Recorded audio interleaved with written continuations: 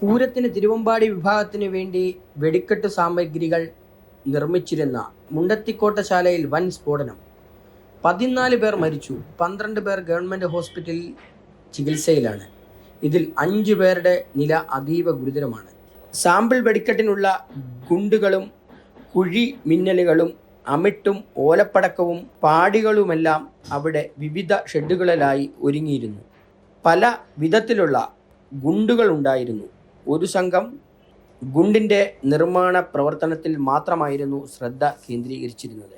അഗ്നി സുരക്ഷാ സേന അടക്കമുള്ളവർ പ്രദേശത്തേക്ക് ഏറെ നേരം അടുക്കാനായില്ല. വെടിക്കെട്ട് ശാലയുടെ പ്രവർത്തനത്തിന് സമീപത്തെ പാടശേഖരത്തിൽ ശരീരഭാഗങ്ങൾ ചിതറിത്തെറിച്ച നിലയിലായിരുന്നു. 500 മീറ്റർ അകലെ വരെ ശരീരഭാഗങ്ങൾ തെറിച്ചു വീണു. കിലോമീറ്ററുകളോളം അകലെ ശബ്ദം കേട്ടു. ഭൂകമ്പമാണെന്ന് കരുതിയ നാട്ടുകാർ പരിഭ്രാന്തരായി. പൊട്ടിത്തെറികൾ ആവർത്തിച്ചുകൊണ്ടേയിരുന്നു. മുണ്ടക്കത്തോട് സ്വദേശി സതീഷായിരുന്നു വെടിക്കെട്ട് ലൈസൻസി.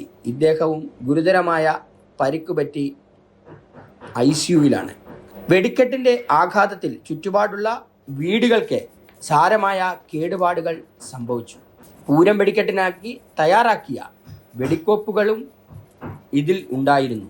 ഇതാണ് ഇത്ര കനത്ത സ്ഫോടനത്തിന് കാരണമായത്. സമീപത്തെ 50 വീടുകൾക്ക് കാര്യമായ നാശനഷ്ടമാണ് ഉണ്ടായിട്ടുള്ളത്. മരിച്ചവർക്ക് പ്രധാനമന്ത്രി 2 ലക്ഷം രൂപ വീതം പ്രഖ്യാപിച്ചു. പരിക്കേറ്റവർക്ക് 50,000 രൂപയും. പ്രത്യേക നിയമസഭാ സമ്മേളനം ഓൺലൈനായി കൂടിയ ശേഷം കേരള സർക്കാർ സ്ഫോടനത്തിൽ മരിച്ചവർക്കും പരിക്കേറ്റവർക്കുമായി പ്രത്യേക ആനുകൂല്യങ്ങൾ പ്രഖ്യാപിക്കുമെന്നാണ് സ്ഥലത്തെത്തിയ മന്ത്രിമാർ പറഞ്ഞത്.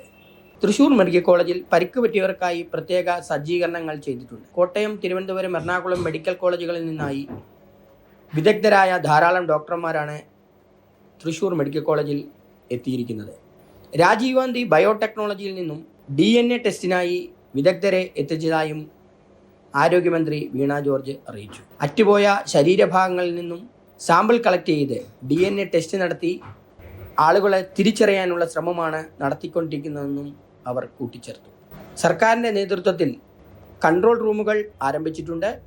കൺട്രോൾ റൂമിൽ ഇതുമായി ബന്ധപ്പെട്ട വിവരങ്ങൾക്ക് കൺട്രോൾ റൂമിൽ വിളിച്ച് അന്വേഷിക്കണമെന്നും മന്ത്രി അറിയിച്ചു. Zag news, Thiruvananthapuram.